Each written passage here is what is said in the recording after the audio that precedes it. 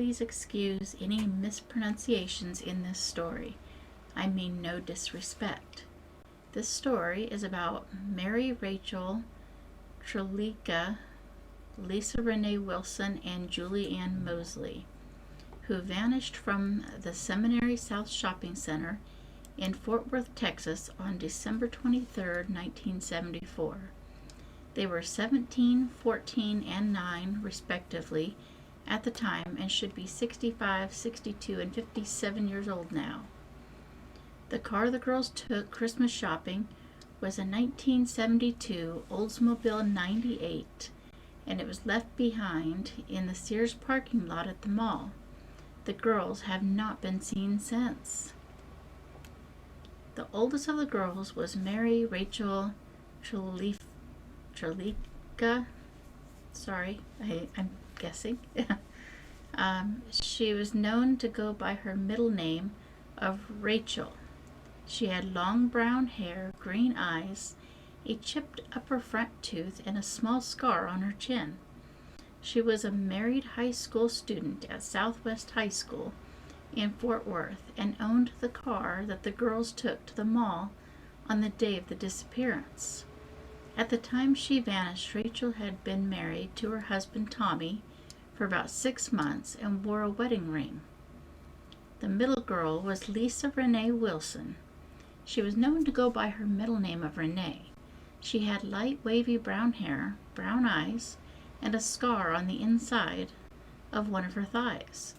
Clothing she was known to be wearing when she disappeared included bluish-purple hip-hugger pants, a white pullover sweatshirt with "Sweet Honesty" in green letters, although some have reported it as a pale yellow t-shirt with green letters. She also had on red and white Oxford shoes and a promise ring with a single clear stone. The youngest of the girls was Julie Ann Moseley. She had shoulder-length sandy blonde hair and blue eyes. She has a small scar under her left eye, a scar in the middle of her forehead, and a scar on the back of her calf. Clothing she was known to be wearing when she disappeared included a red shirt with dark jeans and red tennis shoes. On that morning, a little before noon, Rachel, Renee, and Julie set out to go Christmas shopping. Julie asked to tag along at the last minute because she didn't want to spend the day alone. She was told to get permission, so she ran inside and called her mother, Rayanne. Her mother told her to be home by 6. Renee wanted to be back by 4 because she had a Christmas party she wanted to attend with her new boyfriend, who had given her a promise ring that morning. She wanted plenty of time to get ready. The girls went to a surplus store in Fort Worth to pick up some items that Renee had on layaway.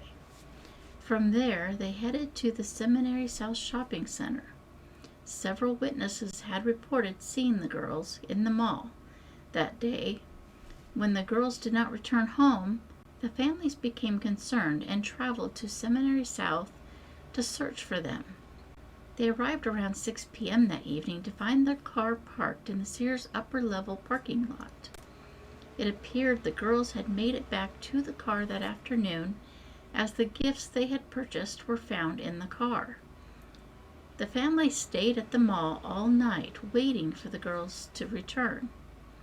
When the girls failed to turn up, the police were called, and the case was quickly handed to the Youth Division of the Fort Worth Police Department's Missing Persons Bureau. The girls were presumed to be runaways by investigators. As if to prove this point, the next day, Rachel's husband Tommy received a letter that appeared to have been written by her. It read, "I know I'm going to catch it, but we had to get away. We're going to Houston. See you in about a week. The car is in the Sears upper lot. Love, Rachel." Strangely, while the addressed envelope was written in pencil, the letter itself was written in ink, and on a sheet of paper that was wider than the envelope, it was addressed to Thomas A. Trlica, instead of the less formal Tommy, as Rachel called him. Rachel was written in the upper left-hand corner of the envelope. It appeared to be initially misspelled, as the L in her name was written as a lowercase e, but then it had been gone over again to form the correct L. The postmark did not contain a city, only a blurred zip code that appeared to be 76083. The number 3 appeared to either be backward, as though it was applied by a hand-loaded stamp, or a partial 8. It is assumed that the zip code was meant to be either 76038, which comes from Eliasville, or 76088, which comes from Weatherford. During the subsequent decades, handwriting experts across the nation, including from the Federal Bureau of Investigation, have yielded inconclusive results from analyzing the letter. Despite receiving the letter, the families did not believe that it was written by Rachel, nor that the girls had run away. Julie's mother, Ray Ann, stated that she knew her daughter and knew that the other girls and they are not runaways. Renee's mother, Judy, stated that, she could not have told you that night that they didn't run away. Renee wanted to go to that party, and no 9-year-old is going to run off 2 days before Christmas. Everybody knows that. Rachel's mother, Frances, believed the girls had been abducted. She said that a lot of people may think they left with someone they knew, but she'll always think until the day she dies that the girls were taken. Not willing to give in, the families continued their search. By distributing missing persons flyers throughout the state and contacting newspapers across the country. Eventually, tips began to come in and witnesses began to come forward. A store clerk had come forward around the time of the girls' disappearance and said that a woman told her that she had seen the girls at the mall that day. The woman reported that she saw 3 girls being forced into a yellow pickup truck near Buddy's grocery store at the mall. The truck was described to have lights on top of it. The witness, however, could not be located by police, and the story was never verified. Within a week of the disappearance of the 3 girls, their families were in contact with psychics. First up was Mr. Joseph of Dallas, who the family visited in person. He knew things about Renee that he shouldn't know. He told the families that dope was involved. There were 3 to 5 people involved, and the girls were being held against their wills.